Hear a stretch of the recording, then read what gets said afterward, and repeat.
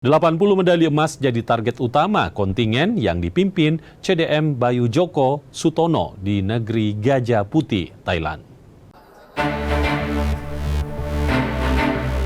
Presiden NOC Indonesia Raja Sabta Oktohari didampingi Menpora Erick Thohir mengukuhkan atlet SEA Games secara simbolik Jumat siang di Jakarta. 1021 atlet akan turun di 49 cabang olahraga.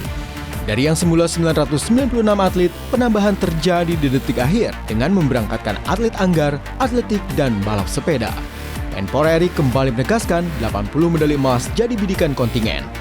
Target ini sudah melalui kajian komprehensif dan merupakan jumlah maksimal di tengah efisiensi anggaran. Dan mengirimkan atlet sebanyak-banyaknya untuk meraih medali sebanyak-banyaknya itu. Nah, 80 emas itu ya target. Tapi apakah kita berpuas diri dengan 80 emas atau dengan perak? Enggak, kan kita mau lihat yang terbaik. Jadi jangan dibalik paradigmanya. Justru kita memberikan yang terbaik, kita berbuat yang terbaik untuk mendapatkan angka yang terbaik. Kalau untuk target saya optimis untuk mendapatkan medali emas. Persiapan untuk kami MMA itu sudah 1 tahun. Beruntungnya kami disupport full sama Pertacami. Usai dikukuhkan, kontingen bertolak menuju Istana Negara untuk dilepas secara simbolik oleh Presiden Prabowo Subianto. Upacara pembukaan rencananya akan digelar pada 9 Desember.